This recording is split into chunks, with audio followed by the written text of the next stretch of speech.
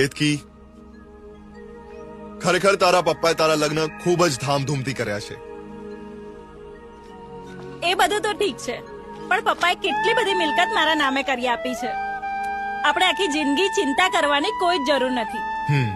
એ તો છે. એક દીકરી તરીકે પપ્પાનું ઋણ હું 100 જન્મમાં પણ ચૂકવી નહીં શકું. પારકા ઘેર ગયા તોય એમના નામે કેટલું લખી આપ્યું. નણંદબાના લગ્નમાં તો પપ્પાએ રૂપિયાનો ધુમાડો કરી નાખ્યો. આપણે ધંધો કરવો હોય, કઈ કામ કરવું હોય ને રૂપિયા માંગીએ ને તો ધડ દઈને ના પાડી દે છે. અને અહીંયા પાણીની જેમ રૂપિયા વાપરે છે, પાણીની જેમ. અને એમની દીકરી જાણે કોઈ નવી નવાઈ નહીં હોય. બધો ખર્ચો એની પાછળ કરી દીધો અને અમારા બેની તો કોઈ કિંમત જ નહીં. ખોટું ન લાગે તો એક સાચી વાત કહું. નાના મોટે મોટી વાત કહેવાય, પણ સાહેબ, દીકરીને તો આપો ને એટલું ઓછું. એટલે હવે તું અમને સમજાઈશ કે અમારે શું કરવાનું છે? જીત્યા, તું આ ઘરનો નોકર છે, નોકર. જા અંદર જઈને કામ કર. ભાઈ, માં અને મામા આવે ને એટલે બેસીને બધી વાતનો ફેસલો આજે કરી જ લેવો છે.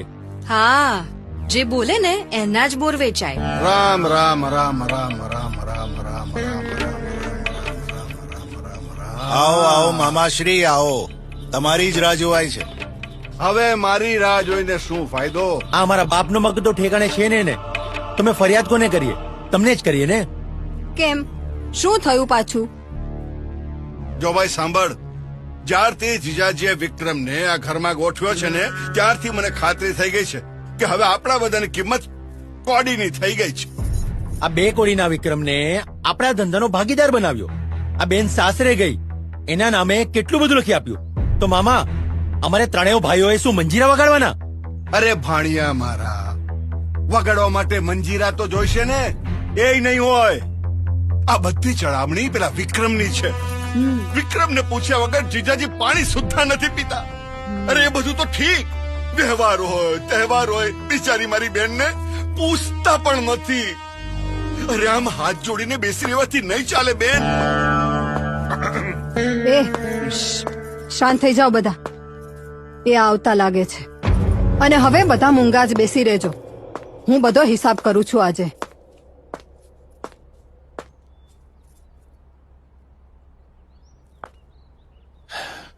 દીકરીના ગયા પછી ઘર ખાલી ખાલી લાગે છે. હા, પારકાને બધું આપી આપીને ઘર ખાલી કરી જ દીધું છે ને તમે? કેમ આમ આડું બોલે છે? દીકરીના લગ્નનો હવન કુંડનો અગ્નિ હજી શાંત નથી થયો અને સગ્ગી માં થઈને તું હોળી સળગાવે છે. હોળી સળગાવવાની શરૂઆત તો ક્યારની તમે કરી દીધી છે. પેલા ગામડિયાને માથે ચડાવો છો અને સગા દીકરાઓને લાત મારીને કાઢી મૂકવા છે તમારે. પપ્પા, તમારામાં કઈ બુદ્ધિ જેવું છે કે પછી એનું પણ દેવાળું ફૂકી નાખ્યું છે તમે? દેવાળું તો તમે લોકોએ ફૂંક્યું છે. સમજ્યા વગર આડેધડ શેર બજારમાં ઇન્વેસ્ટમેન્ટ કર્યું, મોટું નુકસાન કર્યું. અને આ તમારા બીજા દીકરાએ જાણે સમજ્યા વગર નવા નવા ધંધામાં ભાગીદારી કરી પૈસાના પાણી કરે. અને તમારો લાડલો નાંકો ક્રિકેટના સટ્ટામાં પૈસા ઉડાડે છે. તમે લોકોએ દેવાળું ફૂંકવાની શરૂઆત તો કરી દીધી છે. અરે એ તો વિક્રમે મારી આબરૂ સાચવી. હવે તમે જ કહો, કોને હું પારકા ગણું ને કોને પોતાના? અરે પણ જીજાજી, એક શબ્દ નહીં બોલો મનસુખલાલ. અને આ ઘરમાં રહીને નવરા બેઠા લોકોને ચાવીઓ ભરવાનું બંધ કરો. મારા ઘરમાં શકુની માટે કોઈ જગ્યા નથી, સમજ્યા?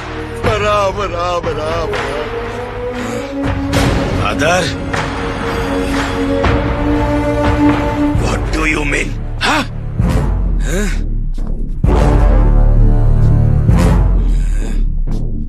I mean to say,